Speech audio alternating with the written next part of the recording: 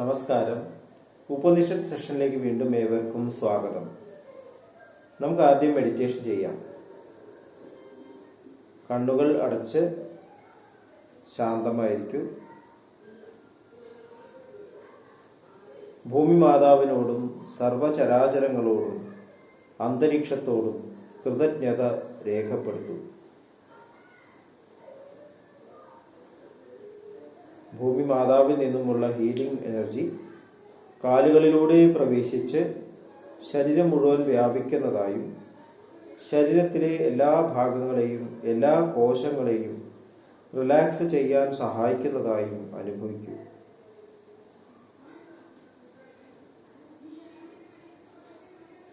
ഇപ്പോൾ ശരീരം പൂർണ്ണമായും റിലാക്സ്ഡ് ആയി. ഈ റിലാക്സേഷൻ ഹൃദയത്തിൽ അനുഭവിക്കൂ. ശ്വാസം ദീർഘമായി ഉള്ളിലേക്ക് എടുക്കൂ. ഹൃദയത്തിൽ സ്നേഹം നിറയുന്നതായി അനുഭവിക്കൂ. ശ്വാസം പുറത്തേക്ക് വിടുമ്പോൾ സ്നേഹം പ്രപഞ്ചം മുഴുവൻ വ്യാപിക്കുന്നതായും അനുഭവിക്കൂ.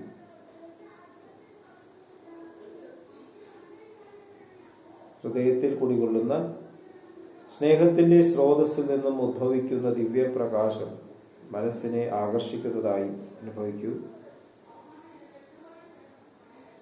ആ ദിവ്യപ്രകാശത്തിൽ ധ്യാനം ആരംഭിക്കൂ. മനസ്സിൽ ചിന്തകൾ വരുന്നുണ്ടെങ്കിൽ മൃദുവായി അവയെ അവഗണിക്കുക. ദിവ്യപ്രകാശത്തിൽ ധ്യാനം തുടരുക. Please start meditation.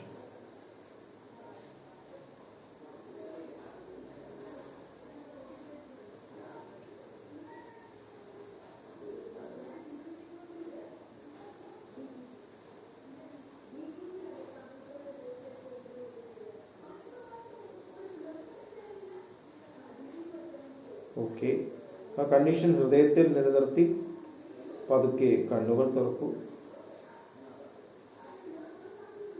എല്ലാവരെയും ഹാർട്ട്ഫുൾനെസ് സഹജമാർഗ് മെഡിറ്റേഷൻ സിസ്റ്റത്തിലേക്ക് സ്വാഗതം ചെയ്യുന്നു. എങ്ങനെ ജോയിൻ ചെയ്യാം എന്നത് ഡിസ്ക്രിപ്ഷൻ ബോക്സിൽ കൊടുത്തിട്ടുണ്ട്. നമ്മൾ ഛാന്തോക്യ ഉപനിഷത്തിലെ 3-ാമത്തെ അധ്യായത്തിലെ 18-ാം ഖണ്ഡം അതാണ് ഇന്ന് ഡിസ്കസ് ചെയ്യാൻ പോകുന്നത്. 4 മുഖമുള്ള ബ്രഹ്മാവ് വ്യക്തിയിലും ലോകത്തിലും. 1-ാമത്തെ ശ്ലോകം: മനോ ബ്രഹ്മേത്യുപാസീതേത്യധ്യാത്മമഥാധി ദൈവതാമാകാശോ ബ്രഹ്മേത്യുഭയമാദിഷ്ടം ഭവത്യധ്യാത്മം ചാധിദൈവതം ച. ഒരുവൻ മനസ്സിനെ ബ്രഹ്മാവായി പൂജിക്കണം. അങ്ങനെ ആത്മാവുമായി തുലനം ചെയ്യണം. ദേവന്മാരെ കുറിച്ച് പറയുമ്പോൾ ആകാശം ബ്രഹ്മാവായി കരുതണം. ഇത് ദേവന്മാരുമായി ബന്ധപ്പെടുത്തി ആത്മാവുമായി ബന്ധപ്പെടുത്തി 2 രീതിയിലുള്ള ഉപദേശങ്ങൾ ആണ്. 2-ാമത്തെ ശ്ലോകം: തദേതചതുഷ്പാദ ബ്രഹ്മ വാക്പാദ പ്രാണപാദ ചക്ഷുപാദ ശ്രോത്രം പാദ ഇത്യധ്യാത്മപദാധിദൈവാഗ്നി പാദോ വായു പാദ ആദിത്യ പാദോ ദിശ പാദ ഇത്യുഭയോമേവാദിഷ്ടം ഭവത്യധ്യാത്മം ചൈവാധിദൈവതം ച. ബ്രഹ്മാവിന് 4 പാദങ്ങൾ ഉണ്ട്. അതിൽ ഒന്ന് വാക്കുകൾ ആണ്, ഒരു പാദം ശ്വാസമാണ്, ഒരു പാദം കണ്ണാണ്, ഒരു പാദം കാതാണ്. ആത്മാവുമായി ബന്ധപ്പെടുത്തി പറയുമ്പോൾ, ദിവ്യതകളുമായി ബന്ധപ്പെടുത്തി പറയുകയാണെങ്കിൽ ഒരു പാദം അഗ്നിയാണ്, ഒരു പാദം വായുവാണ്, ഒരു പാദം ആദിത്യനാണ്, ഒരു പാദം സ്വർഗമാണ്. ആത്മാവ് ദിവ്യതകളുമായി ബന്ധപ്പെടുത്തി പറയുമ്പോൾ ഉള്ള 2 നിർദ്ദേശങ്ങളാണ്. 3-ാമത്തെ ശ്ലോകം: വാഗേവ ബ്രഹ്മണശ്ചതുർത്ഥ പാദ സോഗ്നി ജ്യോതിഷാ ഭാതി ച തപതി ച ഭാതി ച തപതി ച കീർത്തിയാ യശസാ ബ്രഹ്മവർച്ചസേന ച ഏവ വേദം. വാക്കുകൾ ശരിക്കും ബ്രഹ്മാവിന്റെ 4-ാം പാദമാണ്. അത് അഗ്നിയുടെ വെളിച്ചവുമായി തിളങ്ങുന്നു. അവൻ പ്രശസ്തിയാൽ തിളങ്ങുന്നു, പ്രഭയാൽ തിളങ്ങുന്നു. ഇത് അറിയുന്ന വിശുദ്ധ ജ്ഞാനത്തിൽ പ്രഗത്ഭനായവൻ തിളങ്ങുന്നു. 4-ാമത്തെ ശ്ലോകം: പ്രാണ ഏവ ബ്രഹ്മണശ്ചതുർത്ഥ പാദ സ വായുന ജ്യോതിഷാ ഭാതി ച തപതി ച ഭാതി ച തപതി ച കീർത്തിയാ യശസാ ബ്രഹ്മവർച്ചസേന ച ഏവം വേദ. ശ്വാസം ശരിക്കും ബ്രഹ്മാവിന്റെ 4-ാം പാദമാണ്. അത് വായു വെളിച്ചവുമായി തിളങ്ങുന്നു, അവൻ പ്രശസ്തിയാൽ തിളങ്ങുന്നു. പ്രഭയിൽ ഇതറിയുന്നവൻ വിശുദ്ധ ജ്ഞാനത്താൽ തിളങ്ങുന്നു. 5-ാമത്തെ ശ്ലോകം. ചക്ഷുരേവ ബ്രഹ്മണശ്ചതുർത്ഥപാദ സ ആദിത്യേന ജ്യോതിഷാ ഭാതി ച തപതി ച ഭാതി ച തപതി ച കീർത്തിയാ പ്രശംസ ബ്രഹ്മവർച്ചസേന യാ ഏവം വേദ. കണ്ണ് ശരിക്കും ബ്രഹ്മാവിന്റെ 4-ാം പാദമാണ്. അവൻ പ്രശസ്തിയാൽ വിശുദ്ധ ജ്ഞാനത്തിന്റെ പ്രാഗൽഭ്യത്തിൽ തിളങ്ങുന്നു. 6-ാമത്തത്. ശ്രോത്രമേവ ബ്രഹ്മണശ്ചതുർത്ഥ പാദ സ ദിഗ്ഭിർജ്യോതിഷാ ഭാതി ച തപതി ച തപതി ച തപതി ച കീർത്തിയാ യശസ ബ്രഹ്മവർച്ചസേന ച ഏവം വേദ. ചെവി ബ്രഹ്മാവിന്റെ 4-ാം പാദമാണ്. അത് സ്വർഗത്തിന്റെ പാദങ്ങളുമായി തിളങ്ങുന്നു.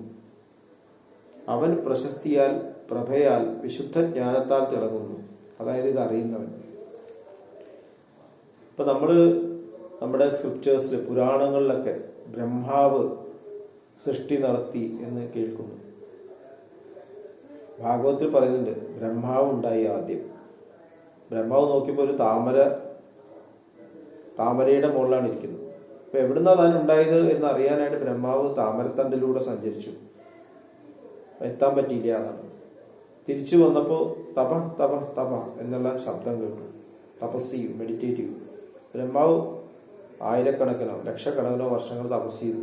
എപ്പോൾ ആണ് ക്രിയേഷൻ എങ്ങനെയാണ് നടത്തുന്നത് എന്നുള്ള ആ ഒരു തിരിച്ചറിവുണ്ടായത് എന്ന് എന്ന് പുരാണങ്ങൾ പറയുന്നു. അപ്പൊ നമ്മൾ ഇത് വായിക്കുമ്പോൾ ഇത് നമ്മുടെ ജീവിതമായിട്ട് തുലനം ചെയ്യണം. ഇതാണ് ഛാന്തോക്യോപനിഷത്ത് പറയുന്നത്. വളരെ വളരെ പ്രധാനപ്പെട്ട ഒരു കാര്യമാണിത്. നമ്മൾ പുറമേ ഉള്ള കാര്യങ്ങൾ ചർച്ച ചെയ്യുമ്പോൾ ശരിക്കും അതെല്ലാം നമ്മുടെ ഉള്ളിൽ നടക്കുന്ന കാര്യങ്ങളാണ് എന്നുള്ളതാണ് ഉപനിഷത്ത് നമുക്ക് പഠിപ്പിച്ചു തരുന്നത്. നമ്മുടെ ജീവിതം, ജനനം തൊട്ട് മരണം വരെയുള്ള ജീവിതം, ഇത് തന്നെയാണ് സൃഷ്ടിസ്ഥിതി സംഹാരം എന്ന് പ്രപഞ്ചത്തിൽ പറയപ്പെടുന്നത്. അതിനേക്കാളും മിനിയേച്ചർ ഫോമാണ് നമ്മുടെ ഒരു ദിവസത്തെ ജീവിതം. രാവിലെ ഉണരുന്നത് തൊട്ട് രാത്രി ഉറങ്ങുന്നത്. ഇപ്പൊ രാത്രിയും പകലും, ബ്രഹ്മാവിന്റെ പകലും ബ്രഹ്മാവിന്റെ രാത്രിയും എന്ന് പുരാണങ്ങൾ പറയുന്നു.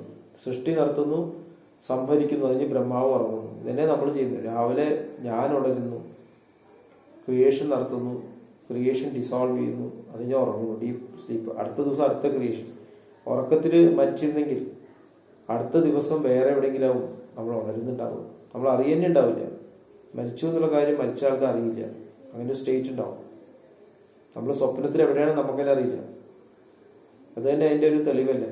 ഉണർന്നിരിക്കുന്ന ഒരാള് സ്വപ്നത്തിൽ വേറൊരാളാണ്, വേറെ പലരുമാണ്. അപ്പൊ നമ്മൾ വേറൊരു ലോകത്തിലെത്തിക്ക് നമ്മൾ അറിയില്ല. അപ്പൊ ഈ ലോകത്തിലുള്ള പ്രശ്നങ്ങൾ നമ്മൾ പിന്നെ ബാധിക്കില്ല. അത് കഴിഞ്ഞു. വളരെയധികം അറ്റാച്ച്ഡ് ആയിട്ടൊക്കെ ഒരു അവസരത്തിൽ വിട്ടുപോയാൽ മാത്രമേ ഇത് കുറച്ചെങ്കിലും പ്രശ്നം ഉണ്ടാകുള്ളൂ. ഉണർന്നിരിക്കുമ്പോൾ എല്ലാവരും ചുറ്റും കൂടി വിഷമിച്ചിരിക്കുമ്പോൾ പോകുമ്പോൾ ചിലപ്പോൾ ഒരു അറ്റാച്ച്മെന്റ് വരാം. അങ്ങനെ അല്ലാത്തൊരു സമയത്താണ് പോകുന്നത് വെച്ചാൽ നമ്മളിങ്ങനെ തിരിച്ചു വരാൻ താല്പര്യം തന്നെ കാണിക്കില്ല. അപ്പൊ നമ്മുടെ ഉള്ളില് ഈ തരത്തിലുള്ള സൃഷ്ടിക്കുള്ള പ്രേരണ ഉണ്ട്. അതുകൊണ്ടാണ് ഈ സൃഷ്ടി നടത്തുന്നത്. ഒരു കാരണമുണ്ട്. അത് കാരണ ശരീരം എന്ന് പറയുന്നത്. പ്രപഞ്ചത്തിനൊരു കാരണ ശരീരമുണ്ട്. അതാണ് ഹിരണ്യഗർഭം എന്ന് പറയുന്നത്. നമ്മുടെ ഉള്ളിലും അതുപോലെ തന്നെ ഒരു കാരണ ശരീരമുണ്ട്. ആ കാരണ ശരീരത്തിൽ നിന്നാണ് ഈ സൃഷ്ടി മുഴുവൻ നടക്കുന്നത്. Causal body. നമ്മൾ രാവിലെ ഉണരുമ്പോൾ നമ്മുടെ ഉള്ളിലുള്ള ഈ കാരണ ശരീരത്തിലെ വിത്തുകൾ വളരുന്നു. അതിന് അതിൻ്റെതായിട്ടുള്ള രീതിയിൽ പ്രവർത്തിക്കും. നമ്മുടെ ഉള്ളിൽ പേഴ്സണാലിറ്റീസ് ആയിട്ട് പ്രത്യക്ഷപ്പെടും. ഒരാളെന്നുള്ളത് പല വ്യക്തികളായിട്ട് മാറുന്നു. ഇതിനെല്ലാം കൂട്ടിയിണക്കി വെക്കാൻ പകല് മുഴുവൻ നമ്മൾ ശ്രമിച്ചുകൊണ്ടിരിക്കുകയാണ്. ഈ പേഴ്സണാലിറ്റീസിനെല്ലാം പലതരത്തിലുള്ള അങ്ങോട്ടും ഇങ്ങോട്ടും വലിവുകൾ. അതാണ് പേഴ്സണാലിറ്റീസ് പറയുന്നത്. ജോലിയുണ്ട്, വീടുണ്ട്, രാജ്യമുണ്ട്, അതുണ്ട്. ഇതെല്ലാം കൂടി കൂട്ടിയിണക്കിയിട്ട് നമ്മൾ കൊണ്ടുവരാനുള്ള ഒരു വില്ല് അവിടെ ഉപയോഗിക്കുന്നു. നമ്മളത് സ്ട്രെസ് എന്ന് പറയുന്നത്. കൂട്ടിയിണക്കി വെക്കാനുള്ള ഒരു സ്ട്രെസ്. ഒന്ന് പൊന്തിവരും, മറ്റത് നമുക്ക് നോക്കാൻ പറ്റാതെയായിരുന്നു. ഇതാണ് വിഷ്ണു. ബ്രഹ്മാവ് ക്രിയേഷൻ നടത്തി, വിഷ്ണു മെയിൻറ്റെയിൻ ചെയ്തു. അത് കഴിഞ്ഞിട്ട് നമ്മൾക്ക് പറ്റുന്ന രീതിയിലൊക്കെ ചെയ്യുന്നു. അത് കഴിഞ്ഞ് ഉറങ്ങുകയാണ്. എല്ലാം ഡിസോൾവ് ചെയ്ത് ഇനിയിപ്പോൾ ഒന്നും കംപ്ലീറ്റ് ചെയ്യാൻ പറ്റില്ല. കിടന്നുറങ്ങുമ്പോൾ ഇപ്പോൾ കംപ്ലീറ്റ് ചെയ്യാത്ത നമ്മുടെ ഉള്ളിലുള്ള ഈ തരത്തിലുള്ള സംസ്കാരങ്ങൾ, വാസനകൾ അവിടെ കിടക്കുകയാണ്. അടുത്ത ദിവസം ഉണരുമ്പോൾ പ്രകടമാവാനായിട്ട്. അപ്പം ഇന്ന് നമ്മൾ കൊണ്ടുവന്നിട്ടുള്ള മെന്റൽ ഇംപ്രഷൻസ്. നമുക്ക് കൂടുതൽ കാരണ ശരീരത്തിൽ സീഡ്സ് ആണ് മാറും. നമ്മൾ സിമ്പിളായിട്ട് ആലോചിച്ചാൽ ഒരു സീഡായിട്ട് വരുന്നു, സീഡിൽ നിന്ന് പല പല തരത്തിലുള്ള വളർച്ചകൾ ഉണ്ടാവുന്നു, അതിൽ അറ്റാച്ച് ആകുമ്പോൾ അത് പിന്നെയും നമ്മൾ വിത്തുകൾ ഉണ്ടാകും. നമ്മളിതിനെ ഈ വിത്തുകളെ കംപ്ലീറ്റായിട്ട് എക്സ്പ്രസ് ചെയ്ത് തീർക്കല്ല ചെയ്യുന്നത്. അത് എക്സ്പ്രസ് ചെയ്ത് തീർന്നെങ്കിൽ പിന്നെ അത് രണ്ടാമത് ഒരു ഫ്രൂട്ട് ഇങ്ങോട്ട് വരില്ല. അതാണ് കർമ്മഫലം എന്ന് പറയുന്നത്. നമ്മൾ ചെയ്യുന്ന കർമ്മങ്ങളുടെ ഫലം അനുഭവിക്കുന്ന നമ്മൾ അതിനെ അറ്റാച്ച്. ഇൻകംപ്ലീറ്റ് ആയിട്ടുള്ള കർമ്മങ്ങളാണ് കർമ്മഫലങ്ങൾ. കംപ്ലീറ്റ് ആയിട്ട് കർമ്മങ്ങൾക്ക് കർമ്മഫലമില്ല. സംസ്കാരങ്ങൾ എന്ന് പറയുന്നത് കർമ്മഫലം രണ്ടും ഒന്ന് തന്നെയാണ്. അത് ഉള്ളിൽ വന്ന് നമ്മുടെ സീഡായിട്ട് നിൽക്കുന്നു. അടുത്ത ദിവസം അടുത്ത ദിവസത്തിന് തയ്യാറാണ്. ഇതാണ് ഇവിടെ പറയുന്നത്.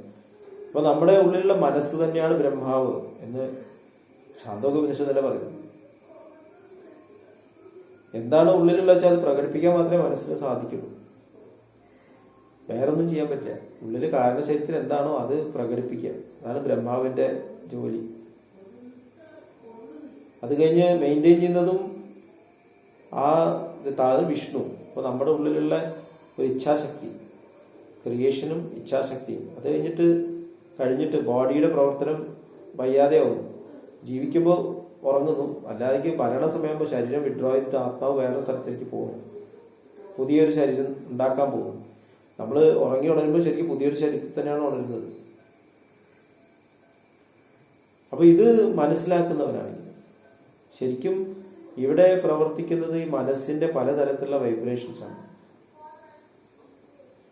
മനസ്സ് തന്നെ ചിന്തകളാവുന്നു, മനസ്സ് തന്നെ വാക്കുകളാവുന്നു, മനസ്സ് തന്നെ അതിനുള്ള പ്രവർത്തനത്തിനുള്ള സ്പേസ് നൽകുന്നു, മനസ്സ് തന്നെ അതിനുള്ള ഊർജ്ജം നൽകുന്നു, അഗ്നിയായിട്ട് ഊർജ്ജം നൽകുന്നു, മനസ്സ് തന്നെ കാണാൻ കണ്ണുകൾ ഉണ്ടാക്കുന്നു, കേൾക്കാൻ ചെവികൾ ഉണ്ടാക്കുന്നു, തൻ്റെ സൃഷ്ടിയെ മനസ്സിലാക്കാനായിട്ട് ഉള്ള എല്ലാ അവയവങ്ങളും ഉണ്ടാകുന്നു. അത് വ്യക്തമായിട്ട് മനസ്സിലായിട്ട് പെർഫെക്റ്റ് ആയിട്ട് കണക്റ്റഡ് ആയിട്ട് ചെയ്യുകയാണെങ്കിൽ അത് ഫുൾ എക്സ്പ്രഷൻ അവിടെ കഴിയും. അപ്പൊ എന്തിനാണ് നമ്മൾ എക്സ്പ്രസ് ചെയ്യുന്നത്? ഉള്ളിൽ നിന്നും വരുന്ന ആ ഫ്ലോനെയാണ് നമ്മൾ എക്സ്പ്രസ് ചെയ്യുന്നത്. നമ്മുടെ ഉള്ളിലൊരു എസെൻസ് ഉണ്ട്, പ്യൂരിറ്റി ഉണ്ട്. അത് എക്സ്പ്രസ് ചെയ്യാനുള്ള മാധ്യമങ്ങളാണ് ഇതെല്ലാം. മനസ്സ് പ്രധാന മാധ്യമം. അത് എക്സ്പ്രസ് ചെയ്യാൻ, മനസ്സിനെ എക്സ്പ്രസ് ചെയ്യാനുള്ള അതിൻ്റെതായിട്ടുള്ള ക്രിയേഷനാണ് ഈ കാണുന്നതല്ല. ആ ബ്രഹ്മാവിന് സ്വയം എക്സ്പ്രസ് ചെയ്യാനുള്ള ക്രിയേഷനാണ് ഈ ലോകം എന്ന്, പ്രപഞ്ചം എന്ന് മനസ്സിലാക്കാം. അപ്പൊ ഈ എക്സ്പ്രഷനിൽ ആ മനസ്സിന് പാർട്ടിസിപ്പേറ്റ് ചെയ്യാൻ മാത്രമേ പറ്റൂ. അതിനെ കറക്റ്റ് ചെയ്യണത് ആരാണ്? കറക്റ്റ് ചെയ്യണ എൻ്റെ ഉള്ളിലുള്ള ഞാനെന്നുള്ള ഒരു ഈഗോ ഉണ്ട്, ഇൻസ്ട്രുമെന്റ് ഉണ്ട്. ബ്രഹ്മാവിനെ പ്രവർത്തിപ്പിക്കുന്ന, പ്രചോദിപ്പിക്കുന്ന ആ ഒരു ഭാവം, അതിന്റെ ഉറവിടം ഒറിജിനൽ സോഴ്സിന്റെ അടുത്ത് അവിടെ നിൽക്കുന്ന ഐഡന്റിറ്റി തന്നെയാണ്. അവിടുന്നാണ് ക്രിയേഷൻ നടന്നത്. അപ്പൊ അവിടേക്ക് തന്നെ കണക്ഷൻ നിൽക്കുകയാണെങ്കിൽ മനസ്സ് അതേ ഫ്ലോയിൽ നിന്നേനെ, പ്രഗത്ഭനായേനെ, ജ്ഞാനിയായേനെ. ഇതെല്ലാം ചെയ്യുന്നത് ശരിക്കും അദ്ദേഹമാണെന്ന് തിരിച്ചറിഞ്ഞേനെ, പ്യൂരിറ്റി തന്നെ തിരിച്ചറിഞ്ഞേനെ. അങ്ങനെയാണെങ്കിൽ ഇവിടെ പൂർണ്ണമായുള്ള പ്രാഗൽഭ്യത്തോടെ തിളങ്ങും. നമ്മുടെ ഉള്ളിൽ ഓരോ എലിമെന്റ്സും തിളങ്ങും, ഓരോ ചക്രങ്ങളും തിളങ്ങും. അതാണ് പറയുന്നത്, വായുചക്രം, അഗ്നിചക്രം, ജലചക്രം, ഭൂമി, ആകാശം എല്ലാം തിളങ്ങും. 5 ചക്രങ്ങളും തിളങ്ങിക്കൊണ്ട് ഇവിടെ ജീവിക്കാൻ സാധിക്കും. അതായത് 100% നോളജിൽ ഓരോ എലിമെന്റിന്റെയും ക്വാളിറ്റീസ് എക്സ്പ്രസ് ചെയ്തുകൊണ്ട് ചെയ്യും.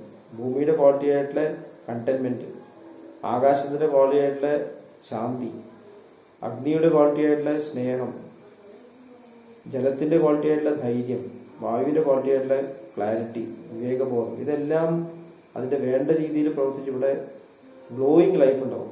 അങ്ങനെ ഗ്ലോയിങ് ലൈഫ് ഇവിടെ കാഴ്ച വെക്കാനാണ് ചാന്തോക്യ ഉപനിഷത്ത് ഇവിടെ നമ്മളോട് പറഞ്ഞത്. അപ്പൊ അങ്ങനെയുള്ളൊരു ജീവിതത്തിന് നമ്മളെ ഹെൽപ്പ് ചെയ്യുന്നത് ആ ഫ്ലോയിലേക്ക് കണക്ട് ചെയ്യുന്ന ഒരു ലൈഫാണ്. നമ്മൾ ആദ്യം ചെയ്യേണ്ടത് ഒറിജിനൽ ആയിട്ടുള്ള ഫ്ലോയിലേക്ക് കണക്ട് ചെയ്യുക എന്നുള്ളതാണ്, ശബ്ദത്തിലേക്ക് കണക്ട് ചെയ്യുക എന്നുള്ളത്, എസൻസിലേക്ക് കണക്ട് ചെയ്യുക എന്നുള്ളതാണ്. അവിടെയാണ് സഹജമാർഗ്ഗ ഹാർട്ട്ഫുൾനെസ് മെഡിറ്റേഷൻ നമ്മളെ ഹെൽപ്പ് ചെയ്യുന്നത്. ഇത്രയും പറഞ്ഞുകൊണ്ട് ഇന്നത്തെ ഡിസ്കഷൻ ഇവിടെ അവസാനിപ്പിക്കുന്നു. അടുത്ത സെഷൻ വരെ വിട വാങ്ങുന്നു. നന്ദി, നമസ്കാരം.